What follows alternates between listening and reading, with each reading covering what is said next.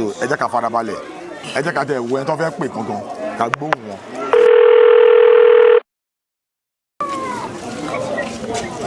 ẹ káàárọ̀ sà. hello sà. mo wà gba Alhaji Àgbà. mo wà lórí prógámù kan àwọn wá ṣe interview kan so wọ́n sá máa ń fẹ́ kéèyàn ó pe gbajúgbajà kan so gẹ́gẹ́ bí ọ̀gá wa yìí ni mo pè lọ́nláìn báyìí àwa lórí prógámù kan so tẹ́ ẹ bá ní nǹkan tẹ́ lè bí wọ́n lè bí wọ́n léèrè Alhaji Abbas Akande. ẹ̀yin aráalé Alhaji Abbas Akande Obesere ló wà lórí ìlà àwọn ni Mr Magic pè ẹ ra sà ẹ káàárọ̀ sà. ẹ ṣeun gan wípé wọ́n pè yín ẹgbẹ́ kọ inú wa dùn gan sà ẹ kí àwọn aráalé. orúkọ tí mo ní Alhaji Abbas Akande àgbàjì abọ́gbàgbọ́n àbúgbò ilẹ̀ Yorùbá ní ìfi àsìkò ìkẹ́ sílé ògbà Yorùbá àsìkò ẹ ṣeun gan. Akande ayọ̀tọ̀ máa yẹ pẹ̀lú Akande ọmọ àjíkẹ́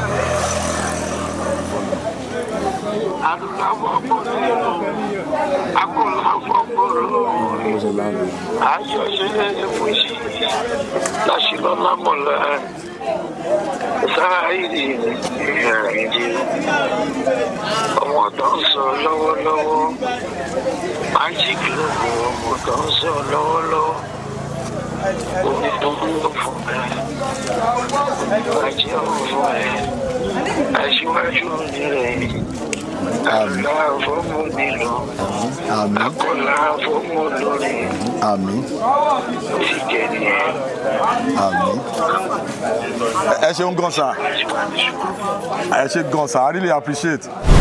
òpópó-lọ́nà takọ ní ìgbà kọjá àwọn bíbí ìkúnlẹ̀ olókè àgbàǹgbàṣẹ ifá tó kí pẹ̀lú oníbùdó abinúwọ̀rọ̀ pẹ̀lú adákẹjà àbọ̀ tí kú yọ jagunjagun lágbẹ̀dẹ ṣẹ̀rọ lọ́ọ̀yà sálẹ̀ ìbàbò nífà jálàwòrò pẹ̀lú òbẹ́láwòrò afọ́nkà akọgùn ní òkèrè lákànlú ìdá ńlò dáhùlà lábẹ́bí mọ̀kú sọ̀tà lágbégéńdé tìbọn orúkọ àpèjálẹ̀ sáníyé ọ̀sà akọni.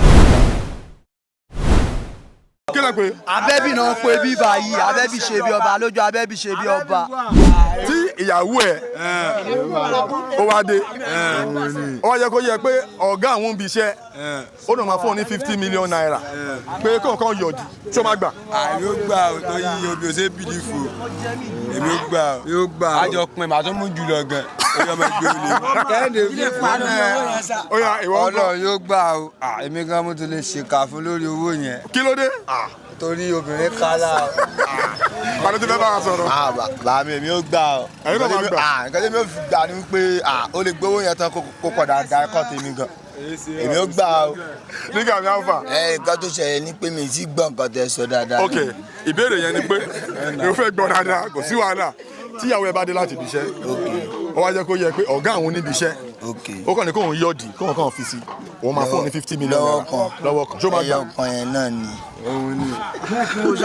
ẹyọ kan ti parí 50 mítà ó pọ̀ o yéé aláwàlá ó ti lọ. ó ti lọ. sábó ti lọ. lọ́wọ́ kan ni wọ́n ń wò. kò wá ń ṣe pé bóyá tó bá ti wá gbowó yẹn tán ọmọ wa léyàwó dànù o. àjọ wà nulẹ̀ àjọ mọ sùn àjọ mọ dín náà ni kò sọ̀rọ̀. èrò ọjà ìbára fún ẹ sọ̀rọ̀. fẹ́ face camera. more than doggy kò jẹ́ missionary another style ẹ̀yìn gbogbo kan ti parí. wa nílé ẹ káàbọ̀ sí orí ètò Unscripted with Jeff Owólẹ́wà lórí ètò lẹ́nìí ó máa lágbára gan torí pé mo ní ara àwọn alágbára tó ń kọ fújì ní ìlú Ìbàdàn lẹ́gbẹ̀ẹ́ mi ẹni tí mo dẹ̀ ń sọ Ìkẹ́dẹ̀rẹ̀ is also an actor yes ẹ jẹ́ ká meet àlejò wa Alhaji Saheed Mr Magic ẹ káàbọ̀ sórí ètò.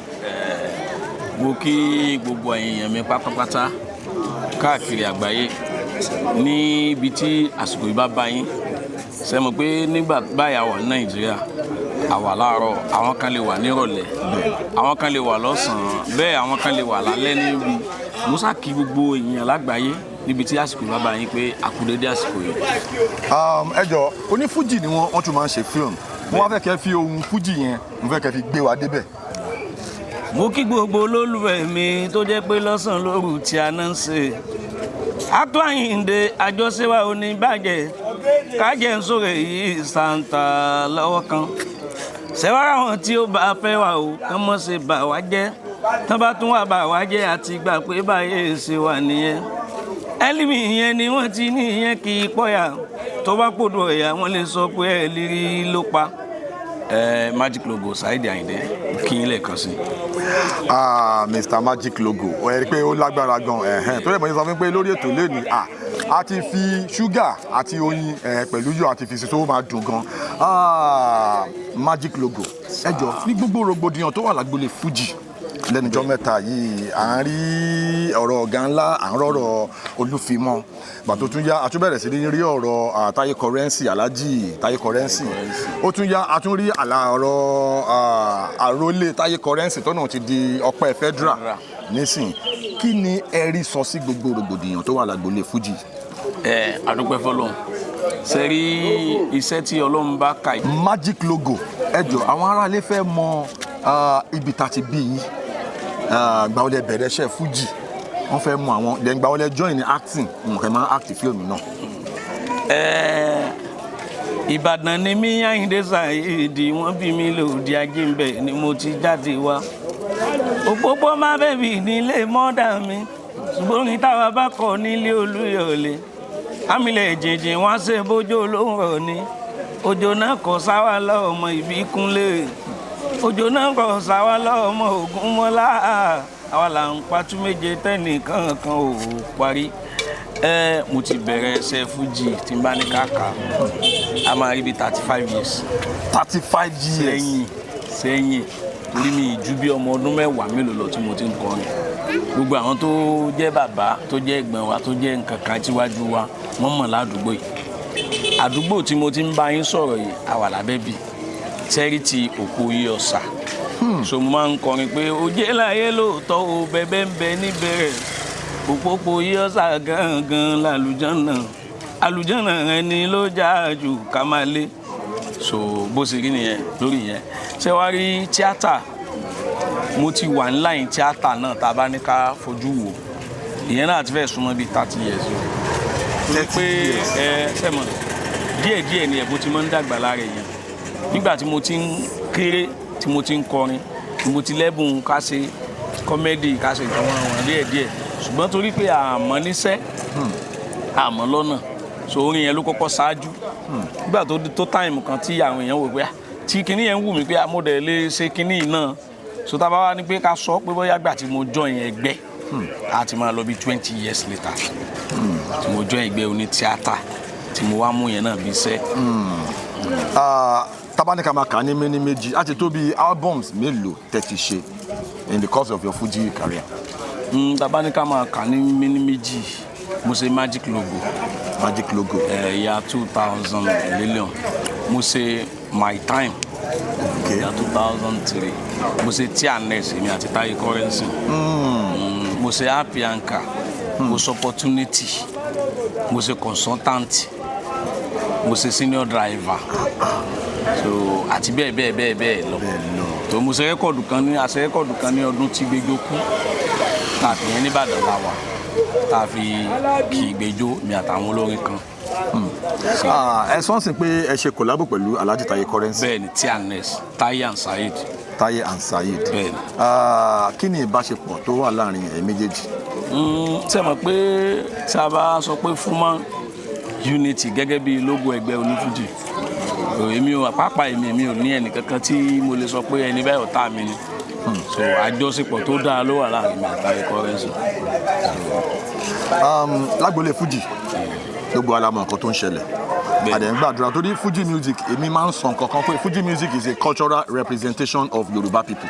Bẹ́ẹ̀ni. Àwa Yoruba people a mú Fuji lókùnkúndùn báyìí ni èmi wọn fi ṣeré torí ìgbà táwa ń dàgbà Fuji music yẹn làwa ni bàbá táwa máa ń play nígbà ayé Fuji Garbage tá a máa ń gbọ́ àwọn orin yẹn gbà so Fuji Garbage la gbọ́ dàgbà ọ̀rọ̀ Fuji mo máa ń gbé sórí bí ìgbà tí mo fẹ́ gbé tí mo fi dẹ́fìlà ni now ọ̀rọ̀ àrólé Federal tó náà wọ́n kì í ṣe àrólé currency mọ̀ ìyẹn Ọpẹ́ Federal ọ̀rọ̀ tiri lẹ́dà gbogbo àwọn ọ̀rọ̀ yẹn ń di gbọ́n mi sí omi ò tó kí lẹ rí sọ sí.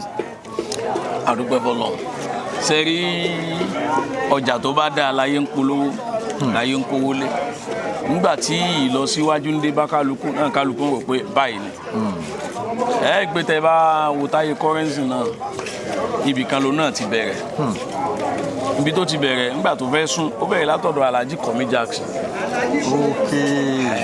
oúnjẹ táyé elégbè wẹ́rẹ́wẹ́rẹ́ nígbà tó bẹ̀rẹ̀ orin ó di táyé Paso nígbà tó yá ó di wẹ́rẹ́wẹ́rẹ́ ó lóun di kinní kan nígbà tó yá ó náà lóun dá pèsè so tá a bá rẹ́ nìkan ní ìsìn tó bá lóun di kinní kan so bí ó ṣe máa lọ láyéláyé nìyẹn àwọn tó ti wà before kí àwa ó tó dé kí táyé currency ó ti ṣẹlẹ̀ sáwọn náà rí bàbá wa Wasiu Ayinde bàrẹ̀ Wasiu Ayinde K1 the ultimate pẹ́ fún wa àwọn náà bẹ̀rẹ̀ látòrí Wasiu Ayinde Barrister so nígbà tó yá àwọn náà di K1 so èmi ò rí yẹn bíi pé kò sí nǹkan tí ò lè ṣẹlẹ̀ so tẹ́nìkan bá lọ èmi náà sìn ọ̀pọ̀lọpọ̀ ẹlòmíràn mi sí Saheed Gisekele torí láyé ìgbà táwa bẹ̀rẹ̀ Fuji igi yẹn ló pọ̀ olórin tó ń jẹ́ Gisekele pọ̀ tí wọ́n bá ti wá rí yín tẹ́ ẹ kéré àìgíkí tó nìwọ ló Gisekele yẹn ni so nígbà táwa rí pé Gisekele olórin tí ń jẹ́ Gisekele ń bàdàn gbé afẹ́ tó méje so kí làwa náà fẹ́ fi sọ pé báwo làwa ṣe jẹ́ ìgbà tí mo ṣe first record mo sọ ní Magic Logo so láti gbà yẹn mo ti di Magic Logo so tẹ́lẹ̀ mi wá sì fẹ́ pè mí lẹ́nu mi á ní Gisekele ẹni tó bá ti mọ̀ mí ti pẹ́ yóò sọ pé Gisekele so èmi ò rí gbogbo yẹn bí nǹkan kan tó special nǹkan tó ti ń ṣẹlẹ̀ ni yóò dẹ̀ máa ṣẹlẹ̀ lọ títí láyé ni. àwọn kan máa ń sọ ọ̀rọ̀ kan wípé Fuji music ó yẹ ká máa rí àwọn new Fuji music because tá bá wo Fuji music scene ẹ máa rí pé Alhaji Wasiu Ayinde Alhaji Wasiu Alabi ìyẹn ọ̀gá ńlá wọn ìyẹn Dr. King Saheed Òṣùpá àti bẹ́ẹ̀ bẹ́ẹ̀ lọ àwa ń rí pé bí ìgbà tá a dé ṣe mọ̀ pé time kan ní 1991 1992 a máa ń rí introduction album ọ̀gá ńlá introduction ni titi Obesere recognition ni titi Pasuma ní 1993 láwọn táìmù yẹn à ń rí revelation àwọn new Fuji artist nígbà yẹn tán dókè láti táìmù yẹn wọ́n lọ sókè ni à ń rí people like Sunny T Adesoko Báyọ̀ Ojúyọbọ so ní kọ́lọ̀ fọ̀nù kẹ́ Báyọ̀ Ojúyọbọ now bí Fuji music ṣe ń lọ ń sìn kí ni ìgbìyànjú tẹ̀ ń ṣe gẹ́gẹ́ bí ẹ̀yin tẹ̀ jẹ́ mẹ́mbà Fuman àbí kí lẹ̀ ń ṣe láti rí i pé new Fuji artist mi wọ́n jáde táwọn èèyàn dẹ̀ ń gbọ́ wọn àwọn ìgbìyànjú wo lẹ̀ ń gbé. àdúpẹ́ fọlọ́n ara ìgbìyànjú náà làwọn nǹkan tẹ̀ sọ jáde ẹ gbé bí ọdún mélòó sẹ́yìn tiri lẹ́dà ò tó báyìí bí ọdún mélòó sẹ́yìn ọpẹ́ tó náà jáde tó ló ń dọ́pẹ́ Federal ẹlòmíì tẹ mọ̀ tẹ́lẹ̀ ẹlòmíì lè má kọ̀ bí ara sí ẹ gbé lẹ́nu gba pé èmi náà di kinní kan ẹ wo táìmù tí Alhaji Pasuma náà di sáyẹn ní ọ̀gá ńlá làwọn ẹ rí i pé gbogbo nǹkan yẹn tún lọ sókè ó kàn sí pé bí ìlú ṣe rí lápapọ̀ ló affect gbogbo system yẹn ẹ rí i pé ńgbà yẹn késẹ́ẹ̀tì ń jáde táyé mọ̀ pé késẹ́ẹ̀tì ń jáde ní ìsìn tí ẹ bá darí social media ẹlòmíì gan release record tó yẹ pé ẹlòmíì mọ̀ pé record ẹ̀ jáde so bó ṣe rí nìyẹn kì í dẹ̀ ṣe pé ẹlòmíì náà ò dìde ẹlòmíì ń dìde tó yẹ pé ẹlòmíì ò ní lórúkọ bákan náà ẹni tó lówó wà nínú onífújì tí ò lórúkọ táwọn tó lórúkọ tó jẹ́ pé tó lórúkọ míì gan ò ní tó ní. ẹ yọ̀nà náà bí. ó wà dáadáa tá à ní dákọ wọn àwọn míì wà tó ṣe pé tẹ́rítì tí wọ́n wà yẹn gbogbo ń tọ́ yẹ kí wọ́n ṣe ń ti dáadáa wọ́n ń ṣe orúkọ tí wọn ò pariwo tó tẹ ẹlòmíì ni so ẹlòmíì dẹ̀ ń dẹ̀ mọ̀ ó wà nù sísítẹ̀mù ẹlòmíì lè ná 100,000 nù ilé ẹ̀ kó bọ́ sórí social media kó ní bó ń ṣe wà yóò 50 million ní ohun ti náà so ẹlòmíì dẹ̀ ní bó bá ní gbogbo tó jù bẹ́ẹ̀ lọ kò ní pariwo rẹ̀ so nǹkan tó wà ń bẹ́ẹ̀ nìyẹn kì í ṣe pé gbogbo ògbà ní Fuji ń tẹ̀síwájú ṣùgbọ́n ẹlòmíì ò wà after pé ẹ jẹ́ wọn pariwo mi pé èmi ní kinní kan so ohun tí mo rí sí nìyẹn sá. ní àwọn táìmù kan ṣe mọ̀ pé tán bá release Fuji album gbogbo èèyàn máa dó sí títì a máa lọ ganu síbi a máa dó de kí album ẹ̀ tó bá ti jáde bá a máa bẹ̀rẹ̀ sí ni máa gbọ́n títì even bàtà wà tiẹ̀ ṣe kéré but nísìnyí ayé ti dáyé internet ayé ti lu jára wọn tí wọ́n bá release album sí gẹ́gẹ́ bẹ́ẹ̀ ìsọ̀lẹ̀ kan wọ́n máa gbé sórí streaming platforms àwọn Spotify àwọn Audiomack nǹkan ní recently àwọn kan ṣe survey kan èmi náà ṣe survey kan àwa rí i pé ó dà pé Dr. King Saheed Òṣùpá òun ni the most streamed Fuji musician ní lọ́wọ́lọ́wọ́ tá à ń sọ̀rọ̀ yìí àwọn kan tún sọ pé Dr. King Saheed Òṣùpá àwọn ni the most followed Fuji musician online. Kí ni ẹ̀rí sọ sí kí ni experience yìí ní time tó máa ń release cassette àti time tó yẹ pé streaming platforms ló ti ń release àwọn kí ni difference nínú. àdúgbò wọn náà sẹ́rí nígbà tí ó jẹ́ pé gbogbo yẹn máa ń pè sí títì táwa náà máa ń lọ wù táwa náà máa ń lọ jókòó pé àkẹ́sẹ̀tì ẹnìkan ti jáde ìyẹn boost orúkọ jù ńgbà yẹn kì í ṣe pé ó ń lówó ìyẹn sáré pariwo ìsìn tó ṣe pé náà bá ti fi sọ́ọ̀nù láì náà bá fi ṣe kinní kan owó tí ẹlòmíì ò rí ayé ò ní pariwo nítorí alẹ́ sọ́ngbà yẹn ni pé ó pù forúkọ ju ìsìn lọ ṣùgbọ́n tìsìn bí wọ́n ṣe ń ṣe yẹn ó lówó lórí ju ìgbà yẹn lọ torí ìgbà yẹn tí rẹ́kọ̀dù 100 bá tà ó ṣe é sọ kẹ́ sọ pé 20 ló tà ṣùgbọ́n ní ìṣe tó bá fi nǹkan ẹ̀ sọ̀ online ẹ̀jọ̀ mọ́ ọmọ bó ṣe ń lọ ni so bá a ṣe ń ṣe tó bá yẹ pé Facebook live níye èèyàn tó bá rí wa á ti mọ̀ so kí ló ń bẹ́ ń di ẹ̀ ó jẹ́ kí ojú anybody ó mọ̀ pé ibi táyé fi sí yẹn náà kì í ṣe kó tún bàjẹ́ náà. Kí ni advantage àti disadvantage tó wà nínú. Ìyàtọ̀ tó wà ń bẹ náà ni pé ńgbà yẹn orúkọ olórin tètè máa ń hàn orúkọ yẹn wá lè hàn kó mọ̀ mú un lọ́wọ́ pẹ́ẹ́gbẹ́ ẹ̀sẹ̀ ṣe dẹ́ débi owó ni o kì í ṣe gbogbo àwọn ọ̀gá wa iná wọn kọ́kọ́ rówó bó kọ wọn ṣe dé ṣùgbọ́n gbà tó kọ yẹn bá ti dé wẹ́rẹ́wẹ́rẹ́ tí wọ́n bá ṣe tọ̀ owó dé ti sìn ọ̀nà tó gbà àfẹ́ẹ̀tì ní ìsìn ni pé ẹ mọ̀ pé ńgbà míì wà orúkọ máa ń ṣáájú owó ọ̀nà tó gbà àfẹ́ẹ̀tì ní ìsìn ni pé kò dé kí orúkọ ọ̀pọ̀lọpọ̀ ẹni tó ṣẹ̀ṣẹ̀ ń bò ń hàn so ó kù sí pé ẹ̀rí pé ńgbà yẹn gbogbo àwọn ìyá wa aládùúgbò ìyá aláta ìyá ẹlẹ́ja ló ń ra kẹ́sẹ̀tì ló ń gbọ́ ṣùgbọ́n àtò ti di pé social media ó di pé àwọn tó bá ṣe kinní lásán ní òmò rí wò online so ọ̀nà bí tó gbà affect bí tó gbà dáa ni pé ó mú owó wá tó kẹ́nìkan sọ fún ọ pé 5 ló ń ta kó dẹ̀ ti ta 50 ó mú owó wá lórí social media ibi tó gbà affect ni pé ó drop orúkọ nígbà tí ò sí ní pé tí gbogbo tán bá ń play orin kan lẹ́yìn sí tí gbogbo àwọn ìyá kan ti dúró pé kẹ́sẹ̀tì kinní kan wọ́n ń play ìjó yẹn gbà tí ò sí yẹn mọ́ ó drop orúkọ ìyàtọ̀ tó wà ń bẹ nìyẹn. Ẹ jẹ́ ká bọ́ sí abala important famous phone call. Ṣé a rí èèyàn tó jẹ́ gbajúgbajà bíi ti yín tẹ́lẹ̀ pé lórí fóònù tó dẹ̀ máa ọ̀nà yín tó dẹ̀ máa gbé kọ̀? Ẹ pè wọ́n. Ó wà tí àwọn ọ̀gá wa ò bá tí wọn ò bá mọ rest lọ́wọ́. Okay. Ó wà. Abala famous phone call la wà. Mr Magic wọ́n dẹ̀ ti jẹ́ kó yé wa wípé àwọn máa pe ẹnìkan tó pọ́pù lórí contact àwọn pé ẹnìyẹn dẹ̀ máa gbé so ẹ jẹ́ ká farabalẹ̀ ẹ jẹ́ ká tẹ̀ wo ẹni tó fẹ́ pè gangan ká gbóhùn wọn. Ẹ káàárọ̀ sà. Hello sà. Mo wà gbọ́ Alájí Àgbà.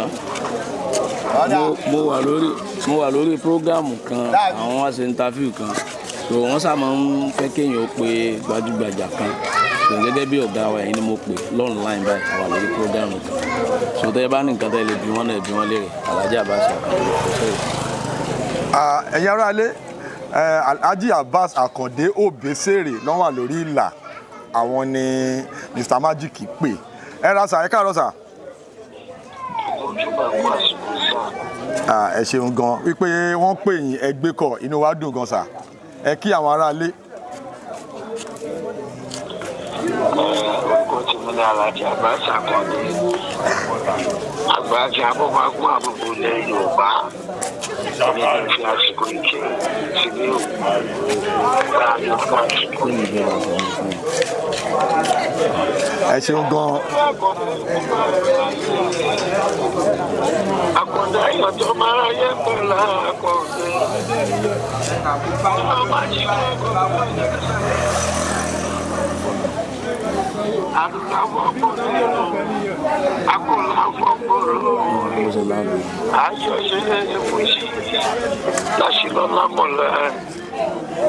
sáàyè ìrìnàjò ọmọ tó ń sọ lọ́wọ́lọ́wọ́ magic lóko ọmọ tó ń sọ lọ́wọ́lọ́wọ́ omi tó ń lò fún ẹ oníbàjẹ́ ò fún ẹ aṣíwájú nírẹ̀ àlá fọ́mù nílò àkọlà fọ́mù lórí ti jẹ́ nìyẹn.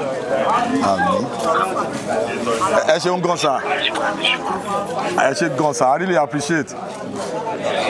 ẹ ṣe sá Alhaji àgbà ó dáa sá.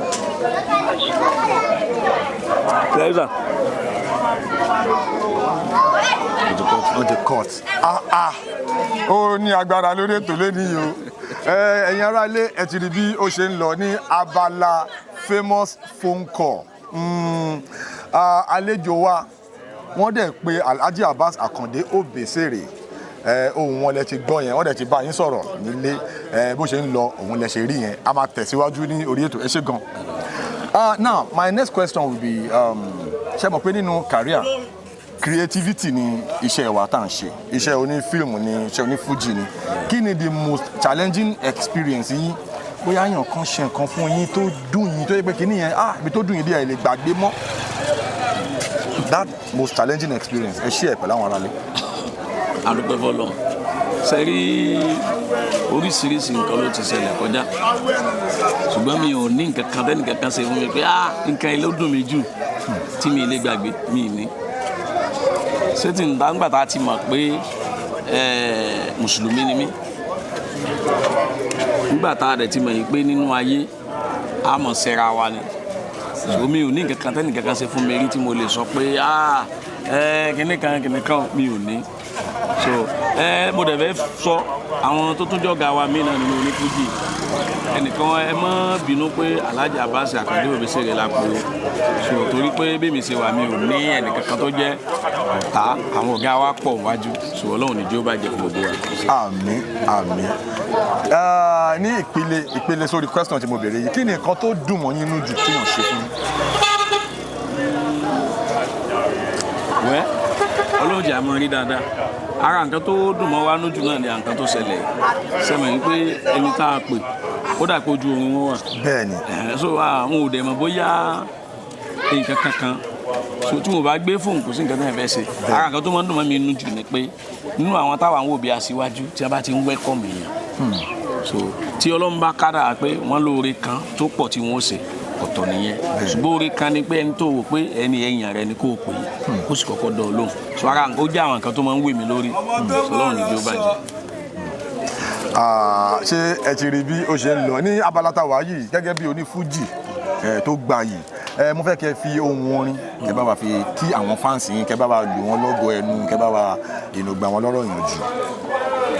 ọpẹ́ ló bá dé ọ̀hún fariwo ọba tó fọjọ́ òní pọ́n wálé títí ayé la sì máa mọ̀rẹ́ dọ́jọ́ ògbó gbogbo olólùfẹ́ bẹ́ẹ̀ bá mọ̀ nù àgbà òre ní tuntun jọ lọ́pẹ́ kò lè lẹ́lẹ́gbẹ́ láwùjọ ẹ̀dá tó máa róore ojoojúmọ́ gbogbo ìgbà lásì máa gbọ́ tó ń dájú àwa dàbí ẹni tó ń wọ́gbọ̀n oògùn kan ṣe bẹ́ẹ̀ kẹ̀dẹ̀rẹ̀ àánú lárígbà lára ọpẹ́ dúdú ọ̀rọ̀ Àyìndé àtọ́ba tẹ́lẹ̀ ẹ̀bí yege gbogbo wa ojú re kó mọ̀ dẹ́sà mọ́ wa lọ́wọ́ ìdùnnú àwa kó mọ̀ padà di ìbànújẹ́ lọ́lọ́lọ́hún tí ó pé méjì àfọkàn ṣoṣo àìdùnnú àwa kò ní padà di ìbànújẹ́ èmi mo ti wádìí kọ́ sọ́tàǹt nínú olórin Ìṣẹ̀yìn sẹ́rí ìbájá ìbílẹ̀ bó ṣe fẹ́ràn ẹ̀gbin tó bó fojú kan sọ́kàwé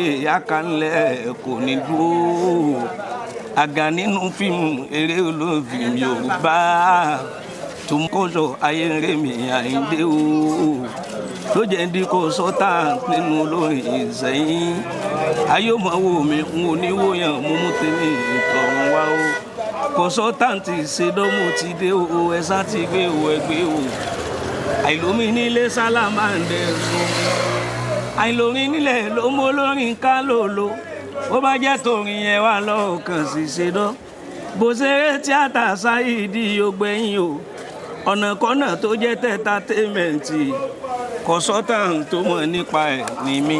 Thank you, ẹ ṣé. Gẹ́gẹ́ bí ẹ ṣe ń fún wa lọ bẹ́ẹ̀ ṣe ń gbé wa lọ báyìí bẹ́ẹ̀ ṣe ń gbé wa débi àwa gan à ń tẹ̀lé yín ni back to back là ń ṣe gẹ́gẹ́ bí orúkọ yín Alhaji Saheed Ayinde Adékúnlé Májíkún. a mọ̀ pé Ìbàdàn lẹ ti wá Bẹ́ẹ̀ tó dá. a dẹ̀ mọ̀ pé Dr. King Saheed Òṣùpá náà ọmọ Ìbàdàn náà làwọn náà Bẹ́ẹ̀. a mọ̀ pé Alhaji Dr. Sikiru Ayinde Barrister ọmọ Ìbàdàn làwọn náà Bẹ́ẹ̀ tó sọ. a dẹ̀ tún mọ̀ pé Alhaji Abbas Akande Obesere ọmọ Ìbàdàn làwọn náà Alhaji Taye Currency ọmọ Ìbàdàn Alhaji Rasidi Ayinde Mèrèǹgè. àti Alhaji Rasidi Ayinde Mèrèǹgè náà kí ló dé pé àwọn onífújì jàǹkànjàǹkàn ó ṣe ń jẹ́ pé Ìbàdàn ni gbogbo wọn ti ń wá kí ni connection tó wà lára Ìbàdàn as a city pẹ̀lú Fuji music. Adúpẹ́ fọ́lọ́run. Alhamdulillah. Sẹ́mi pé tí Ọlọ́run bá ti ní ibi ni mo fẹ́ gbé kinní yìí sí.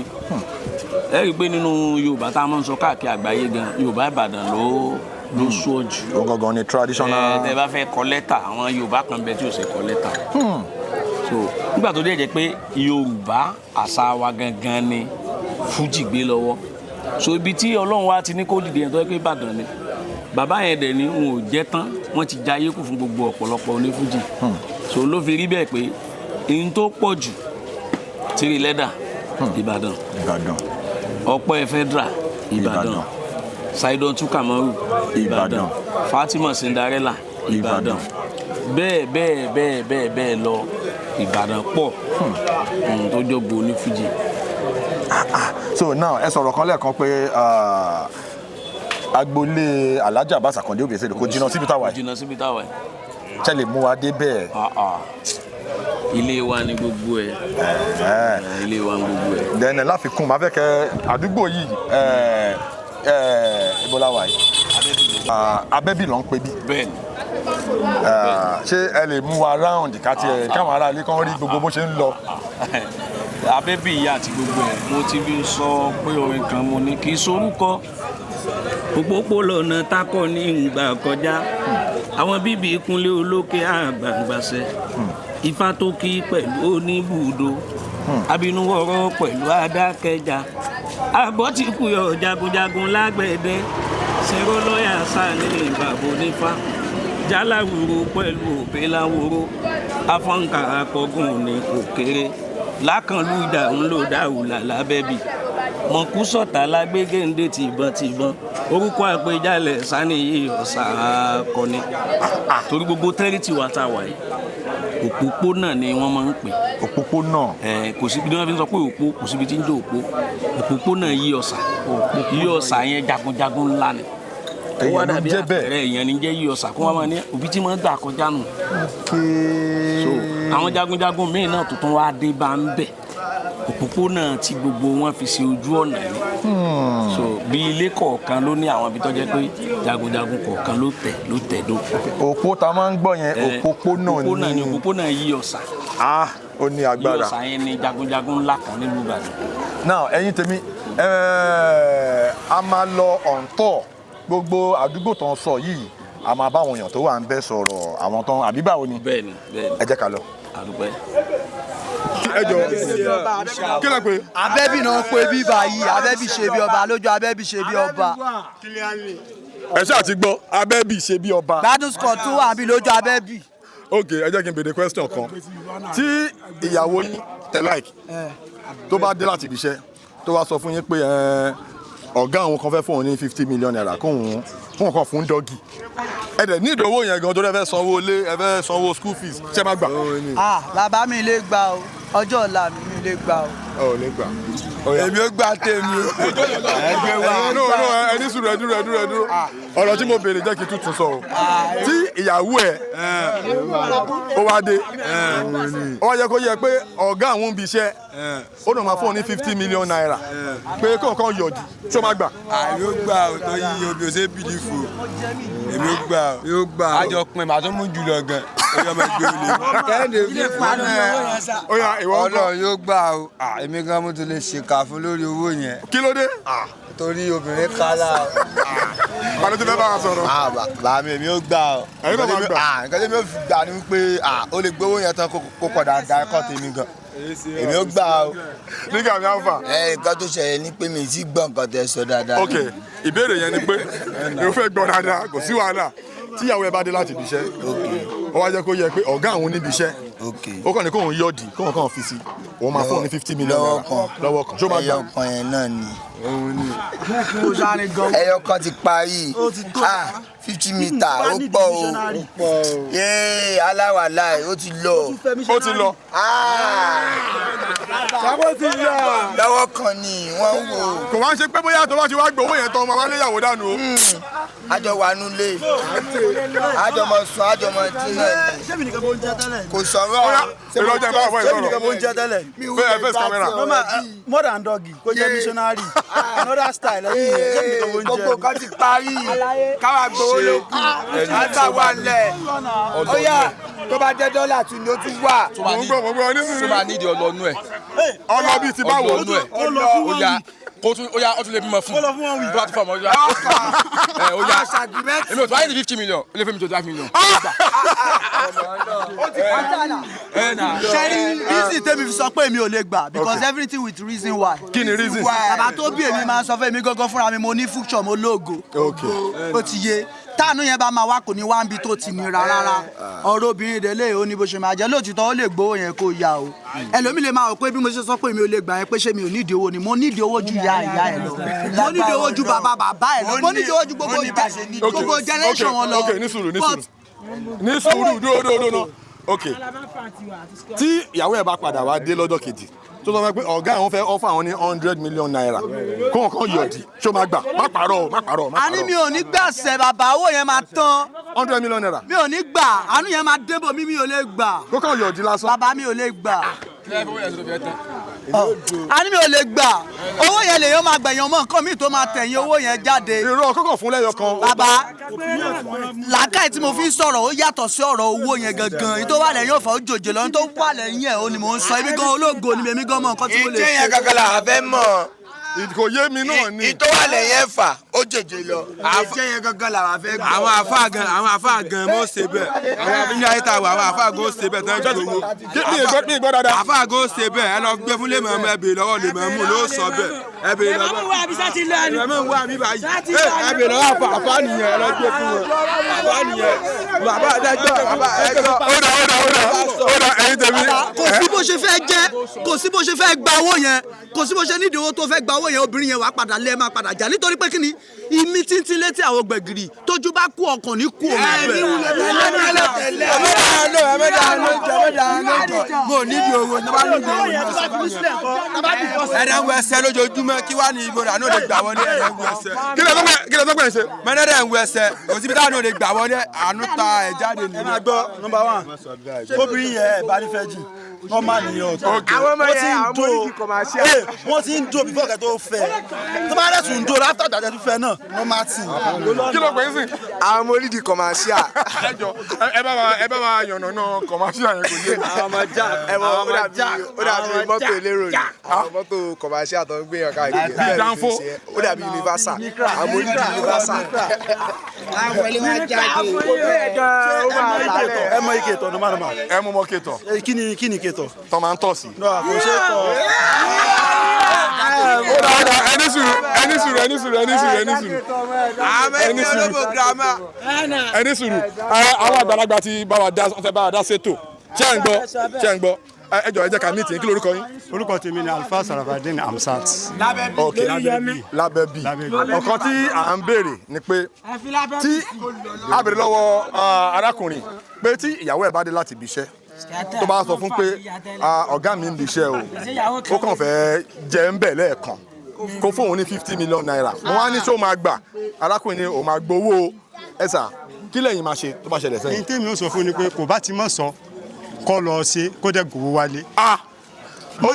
kí n má ti fetí gbọ́ kí n má ti fetí gbọ́ kó fẹ́ kan mọ̀ sọ kó sì gbowó wálé ṣùgbọ́n tó ti sọ yẹn ó ti bà wọ́n jẹ́. ok táwa ní pé bá wọn ti wá sọ ọ̀rọ̀ ti rí bó ṣe rí ṣé máa gbà kó ṣe kẹ̀dẹ̀ gbowó 50 million naira. n ò lè gbà kọ́ lọ gbà á ṣùgbọ́n tí o bá ti sọ kó kọ́ kówó dé pé aláàánú kan ló sòun láàánú àmọ̀ náwó lọ. ọ̀rọ̀ ta ni tẹ́ ń sọ yìí tó bá jẹ́ real life àbí. ẹ máa gba ọ̀rọ̀ ẹ sà kí lẹ́ni sọ sọ̀rọ̀ tá à ń sọ ẹ face camera. ọ̀rọ̀ tẹ́ ń sọ yìí tó bá jẹ́ mi ni Yorùbá ní imí kéńké létí àwo gbẹ̀gìrì tójú bá kú òun bẹ́ẹ̀ ọkàn kú òun bẹ́ẹ̀ tí owó yẹn tí kankan bá padà ṣẹlẹ̀ lẹ́yìn rẹ̀ ibẹ̀ lọ́kàn yẹn máa wà pé ìyàwó mi tó ṣe tó báyìí ó lè ṣẹlẹ̀ sí ọkùnrin yẹn gan ó lè padà ṣẹlẹ̀ sí obìnrin yẹn gan pé bóyá owó tó gbà bí àwọn ti lò bóyá kankan bẹ́ẹ̀ tà tí ọba ṣe kó má jẹ́ kí n gbọ́ kó má jẹ́ kí n mọ̀. ọkàn tí wọ́n fara fi gáàsì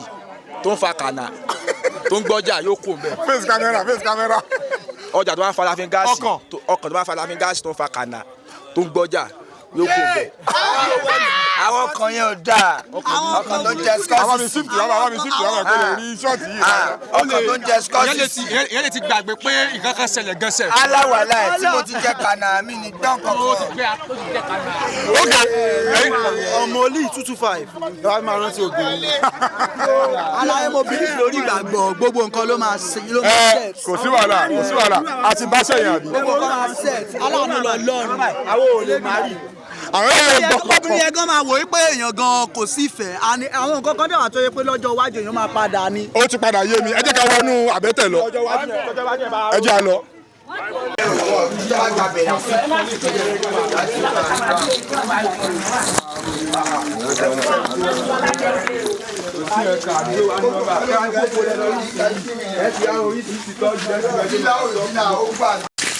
ẹni kò fẹ́.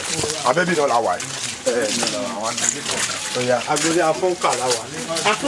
afọ́nkà. ẹ ṣáà ti rí abẹ́bí la wà. ìdè sí àmì ìdè fílà. a lọ sí olóṣòkò. olóṣòkò straight away.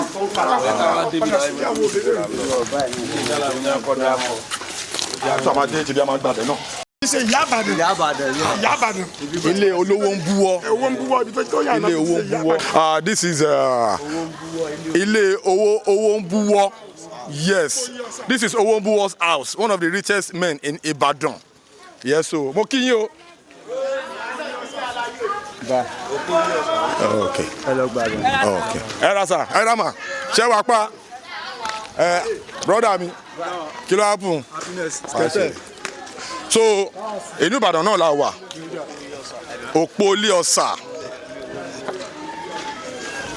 ọ̀sà ilé àdúgbò yìí ní agbára Ìbàdàn la wà yìí ẹ̀ẹ́dẹ́gbẹ́ ó ń dùn ẹ tẹ̀lé wa ẹ má fọ̀. ẹsìkè tó bá ti rẹ́dí let's go. Yes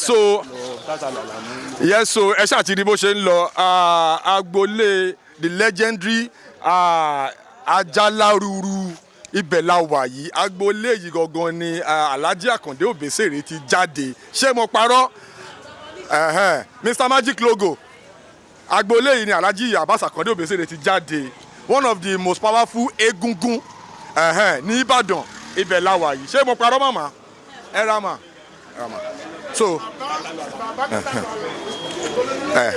ilé bàbá Tátàlọ̀ Àlàmú ibẹ̀ la wà yìí gangan ṣe ni pé historical site ibẹ̀ la gbé wá fún yín lórí ètò lẹ́ni ó máa lágbára gan ẹ ti rí bó ṣe ń lọ òun rè the legendary agboolé ibẹ̀ la wà yìí ẹ ra àmọ́ kí yín o so ẹ jẹ́ ká tẹ̀síwájú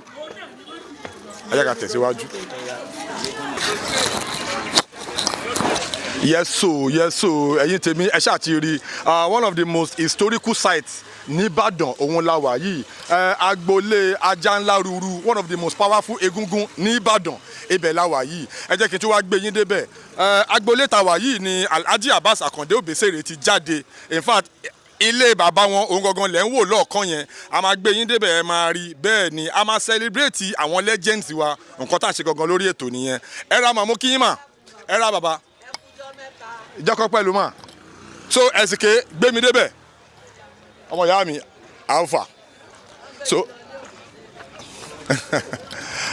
ó sì ń lọ ni ṣé òun rí mi ẹ̀sìnké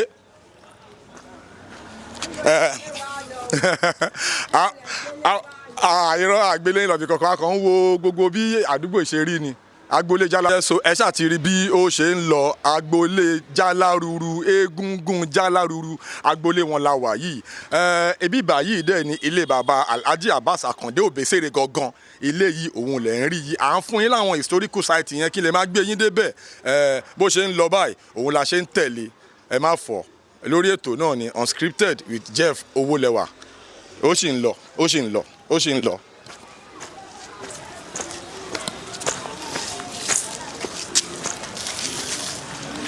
Yes, so, yes, so. Erama.